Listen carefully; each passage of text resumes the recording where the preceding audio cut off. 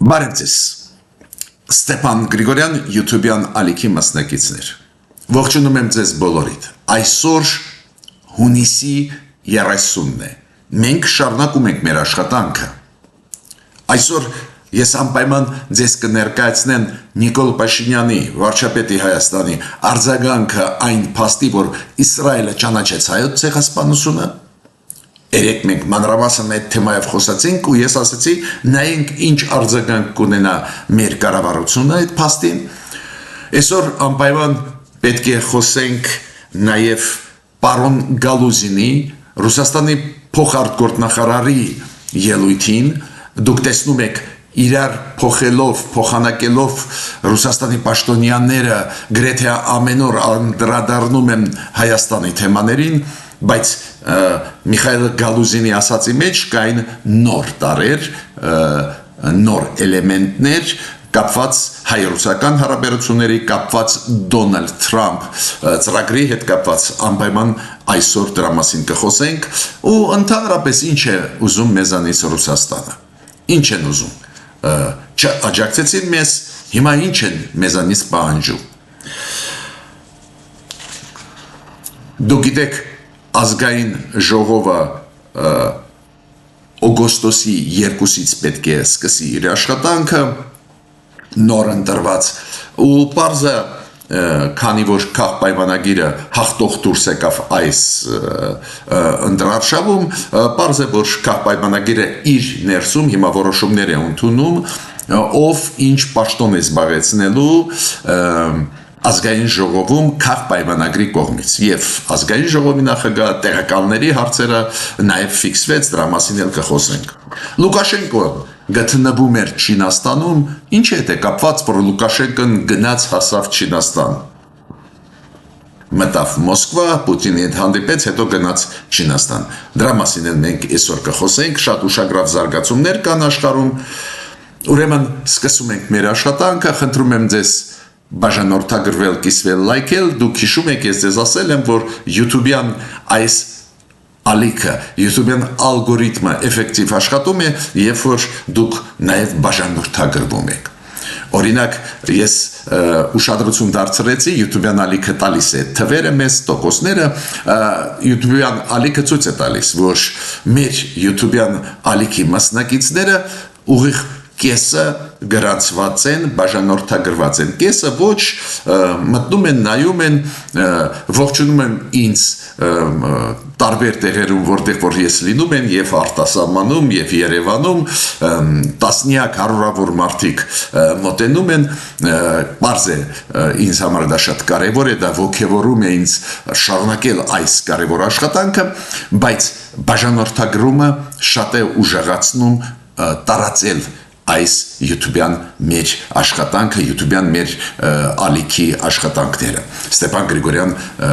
YouTube-յան ալիքի շրջանակներում։ Ես պետք է ասեմ, որ ինֆորմացիոն պատերազմը ծանր է գնում, կիբեր հարցակումներ լինում են մեր YouTube-յան ալիքների վրա ինչի համար, որ դանդաղեցնեն այդ աշխատանքը, քանի որ աշխարհում մրցակցություն է գնում, ոչ ոք չի ուզում, որ Հայաստանը ավելի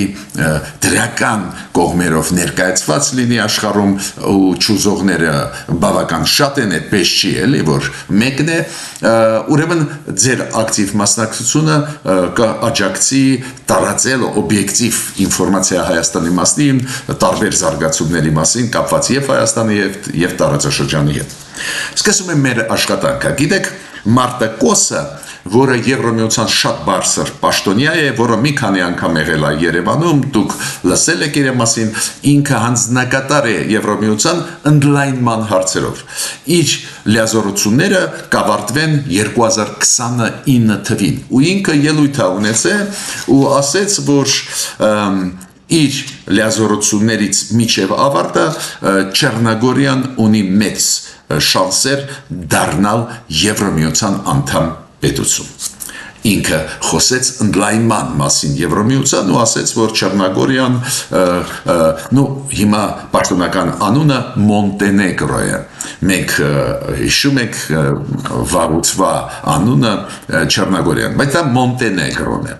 Մոնտենեգրոն բավական հաջող աշխատում է ու ինքը ասեց կդառնա Եվրամիության անդամ մինչև 29 թիվ։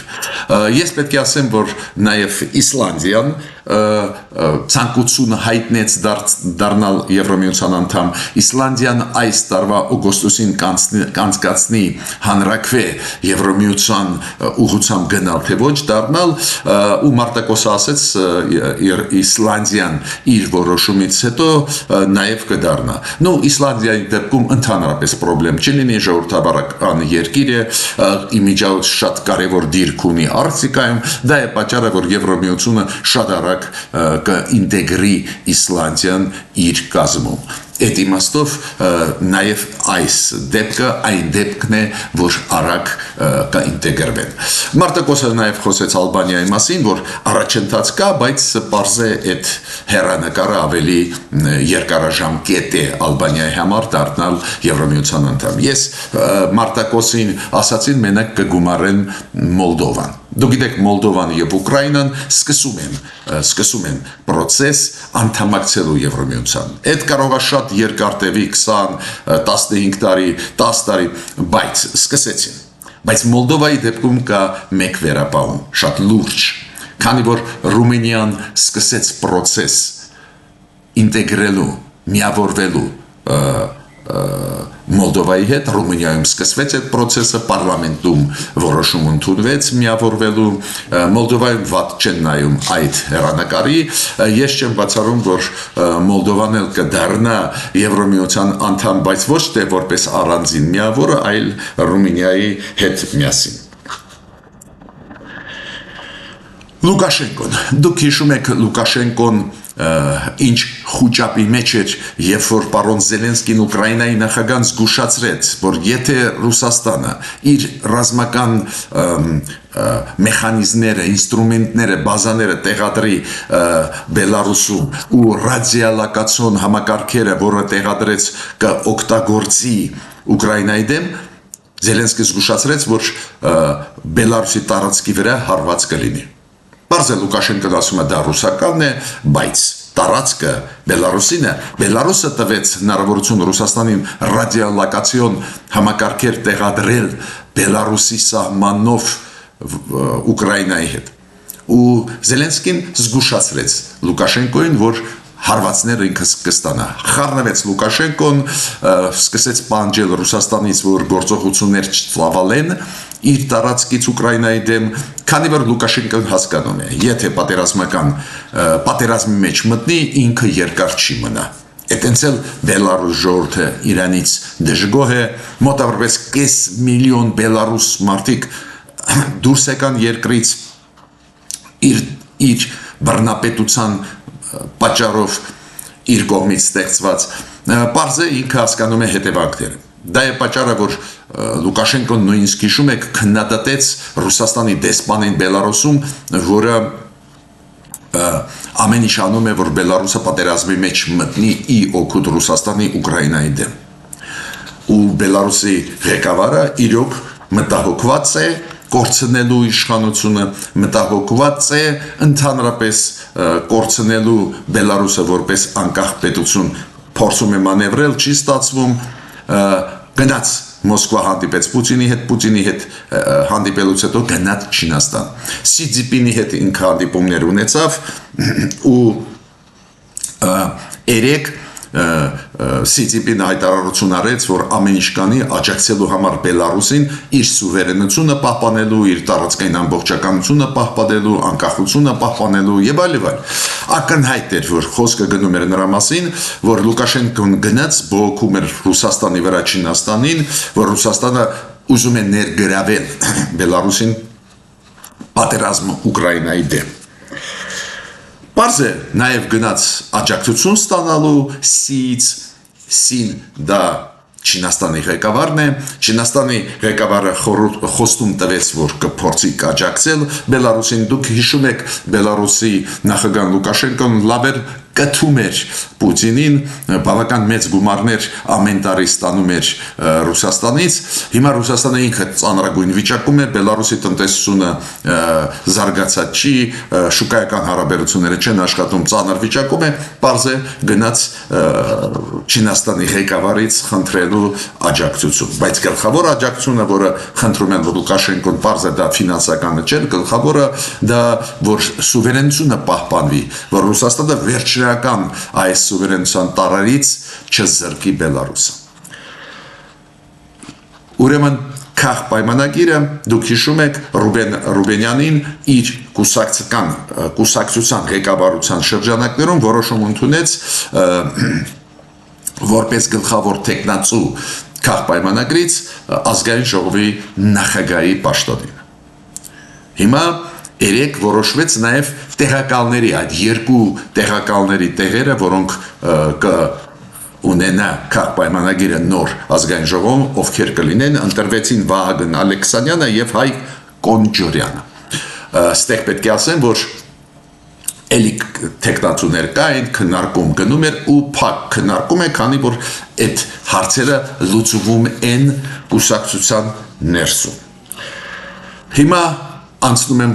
կարևորագույն այսօրվա թեմային, պարոն Միխայիլ Գալուզինի ասացին, Ռուսաստանի փոխ արտգործնախարարի։ Ես համարում եմ, որ մենք պարտավոր ենք ուշադիր բոլոր ելույթները Ռուսաստանի պաշտոնյաների, սկսած Պուտինից ավարտած փոխարտգործնախարարներով ուսումնասիրել ու հենց այն հայտարարությունները, որոնք Հայաստանի վերաբերում են։ Ռուսաստանը չճանաչեց ընտրությունների արդյունքները Հայաստանում, Ռուսաստանը չշնորհավորեց Քախ պայմանագիրը եւ Նիկոլ Փաշինյանին հաղթանակի կապակցությամբ, ուրեմն լուրջ է վիճակը, ուրեմն պետք է հասկանանք ինչ է ուզում Ռուսաստանը։ Բարձ է գլոբալ մենք հասկանում ենք Ռուսաստանը ուզում է, որ մենք մնանք նույն ֆորպոստի կարգավիճակում։ Երբ որ ինչ ասում են Ռուսաստանից, մենք գլուխականք կատարում ենք։ Հիմա գործող իշխանությունները մոտավորապես 2021 թվից հետո 22 թվին սկսեցին նոր արտաքին քաղաքականություն ավելի ակտիվ դիվերսիֆիկացիա են անում են տարբեր ոլորտների ձեռք են բերում նոր ռազմավարական գործընկերներին եւ այլ ինչը միանշանակ ողջունելի է խաղաղության process Ադրբեջանի հետ Եվրոմիության ուղղությամբ ինտեգրացիա Դոնալդ Թրամփ ծրագիր միանշանակ ու Ռուսաստանը մտահոգված է ու այդ մտահոգությունը տարբեր ձևերով մեզ ներկայացնում է օրինակ Միխայիլ Գալուզինը երեք իր ելույթում նշեց մի քանի խնդիրներ Հայաստանի հետ որոնց մասին մենք գիտել ենք ուղղակի կրկնում եմ ինքը ասեց Հայաստանը պետք է անցկացնի ռեֆերենդում հանրակրվե Հայաստանի ներսում, որ ժողովուրդը ասի, ուզում է եվրոինտեգրացիա գնա, թե գնա ԵԱՏՄ, թե մնա ԵԱՏՄ-ում Ռուսաստանի հետ։ Ինչու իրանք մեզանից դա պահանջում են, մինչև հիմա չեմ հասկանում, մենք ինքներս կորոշենք եվրոինտեգրացիայի համար, ու Հայաստանը դուք գիտեք օրենք ընդունեց գնում ենք եվրոինտեգրացիա, անհրաժեշտություն կլինի հանրակրվել, թե այլ ձևերով, օրինակ ազգային ժողովով լուծենք, 2/3-ով ազգային ժողովում, օրինակ եմ ասում, իրենց գործը չի մենք ինչ կանցկացնենք, ես ավելին ձեզ ասեմ, երբ որ Սերժ Սարգսյանը տարավ մեզ սեպտեմբերի 3-ին, 2013 թվին, Սերժ Սարգսյանի ելույթում, երբ որ ինքը մերժեց ասոցիացիայի պայմանագիրը, վերջնական ստորագրել Եվրոմիության հետ ու ասեց մենք գնում ենք դեպի Եվրասիական տնտեսական միություն, այն ժամանակ Մաքսային միություն էր, հիշում եք։ Ինչու Ռուսաստանը չէր ասում։ Սերժ Սարգսյան, անցկացրու հանրակրվեն նոր արիստեղ, որ իմանանք հստակ ժողովուրդը ձեր ինչ է ուզում։ Ուրեմն այդ պահանջը դրված մեր առջև անօրինական պահանջ է։ Դա միջամտություն է մեր ներքին գործերի մեջ ու անօրինական է։ Սերժ Սարգսյանը երբ որ տարավ մեզ Եվրասիական տնտեսական միություն ոչ մի հանրակրվետ չէր անցկացնում, ոչ ոք չի հարցրել։ գործող իշխանությունները ի տարբերություն նախկին իշխանությունների լեգիտիմություն ունեն, ընտրված են ժողովրդի կողմից, վերընտրված են, ուրեմն կարող են իրենք այս իշխանությունները մեր կարող են որոշումներ ընդունել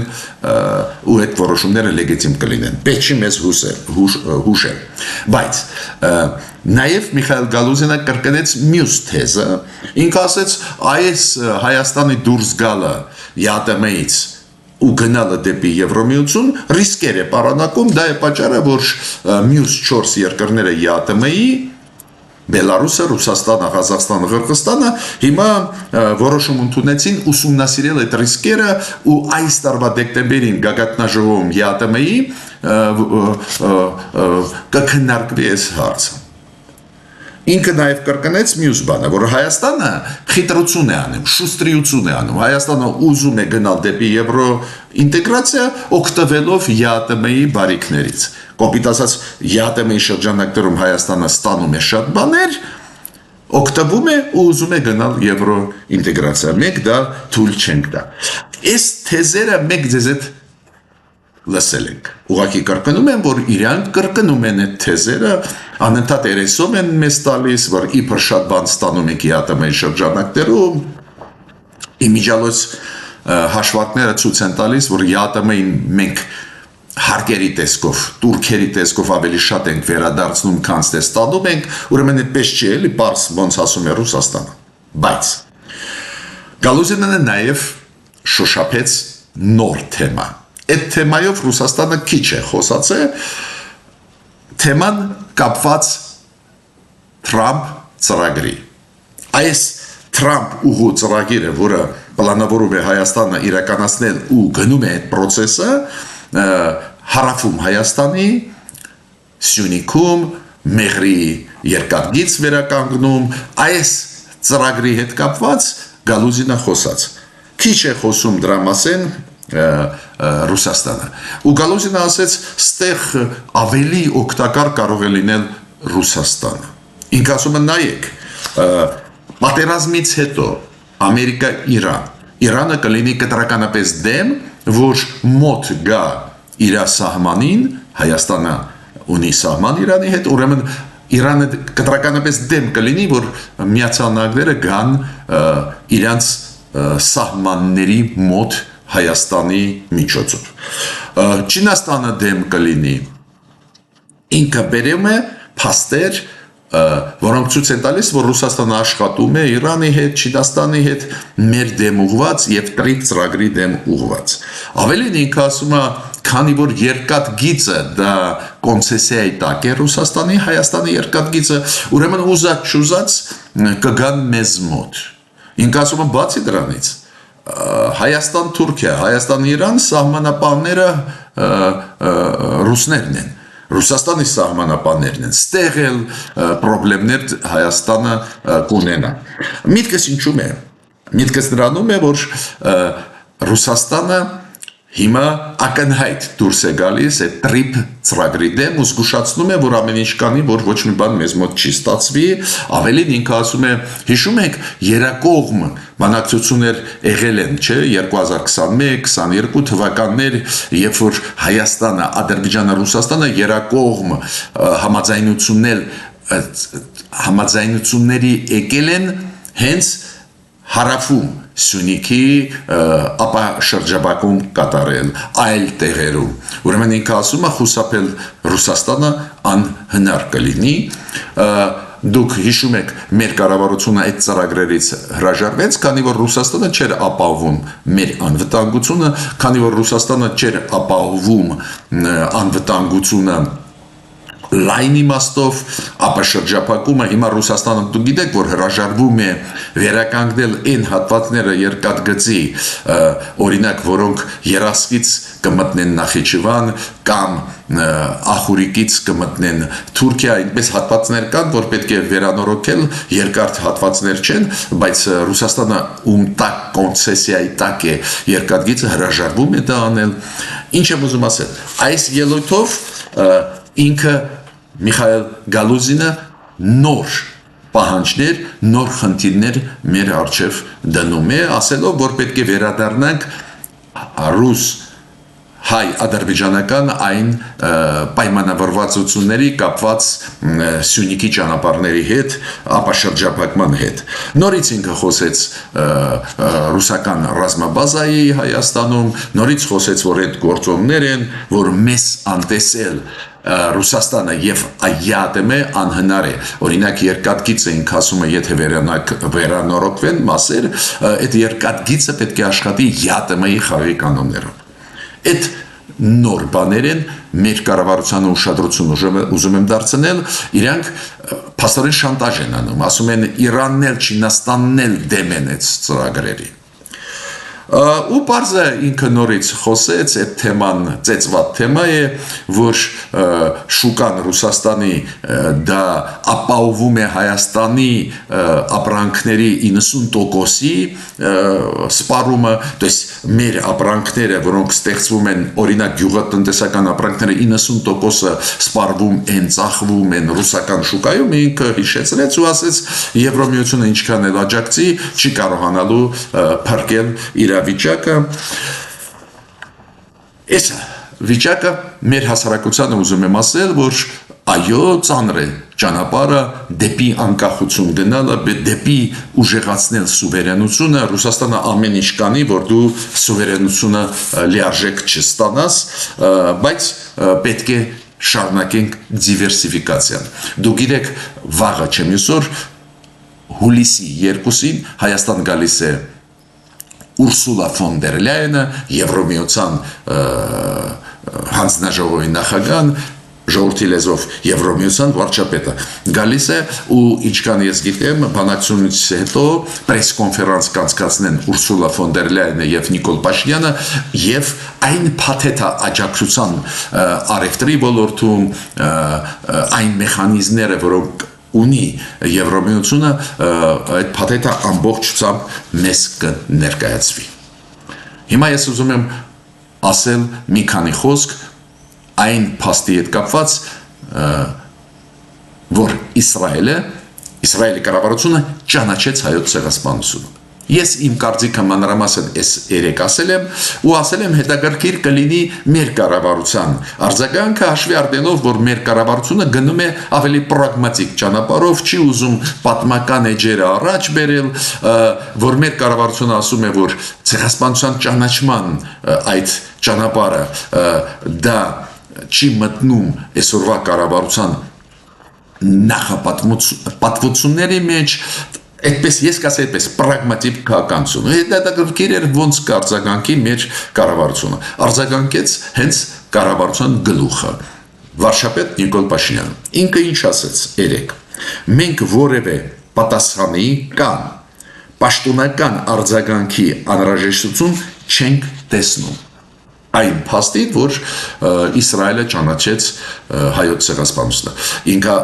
Ինքը ասեց, որ մենք անհրաժեշտություն չենք տեսնում պաշտոնական արձագանքել։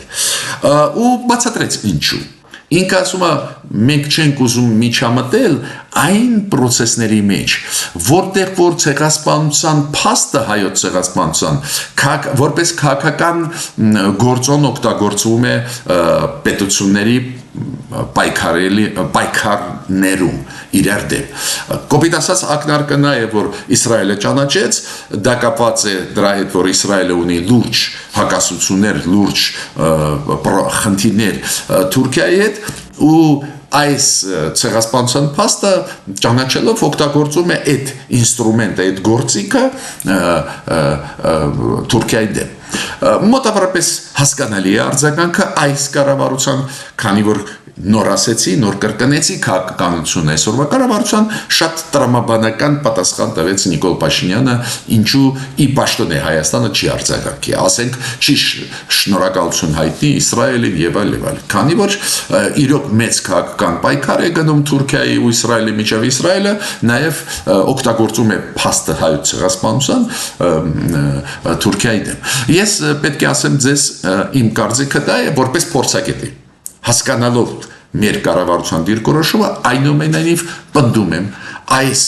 հայոց ցեղասպանության ճանաչումը Իսրայելի կողմից լուրջ հետևանքներ կունենա նաև այդ թվում դրական մեզ համար, քանի որ Թուրքիան ուզած-չուզած հիմա պետք է բացի մեզ այդ սահմանը, ուզած-չուզած պետք է դիվանագիտական հարաբերություններ հաստատի, քանի որ դառնում է խոցելի այս ճանաչումից հետո։ Բացի դրանից, այո, կբարթանան Ադրբեջան-Իսրայել հարաբերությունները։ Ադրբեջանը զգուշացրեց Իսրայելին, ասեց դու պետք է հետ կանգնես քո որոշումից, քանի որ դա ունենա հետևանքներ։ Ուրեմն հետևանքները այս process-ի պետք է հետևենք, ես պնդում եմ, որ կլինեն դրական մեզ համար։ Հիմա հիշում եք, ես երեք ձեզ ասեցի, որ Թուրքիայի արտգործնախարարությունը արձագանքեց, բայց այսօր նաև արձագանքեց Թուրքիայի նախագահի ինստիտուտը, Թուրքիայի նախագահի ադմինիստրացիա արձագանքեց, իրանք էլ իրենց նամակում մեծ մասը գրվածի ուղղված էր Իսրայելի դեմ, Իսրայելի պատերազմի Գազայի ժողովրդի դեմ, քննադատում էին եւ այլ, ցեղասպանության հետ կապված մենակ մի տող կար, որ Իսրայելը ճանաչեց 1915 թվի այդպես կոչված ցեղասպանությունը, մինչդեռ ինքը Իսրայելը կատարում է ցեղասպանություն այլ ժողովուրդների դեմ, то есть ժխտողական քաղաքականությունը Թուրքիայի շարունակվում է, բայց Թուրքիան էլ շատ զգուշավոր ստեղ ձևակերպում արեց, մեծ մասը քննադատական խոսքերի կապված էին Իսրայելի պատերազմի Գազայի դեմ, հայկական հարցին գրեթե բան չկար, բայց ժխտելը ցեղասպանության փաստի տարեր այդ նամակում կայի։ Ես ավարտեցի իմ այսօրվա ելույթը, միշտ նոր հանդիպումներ։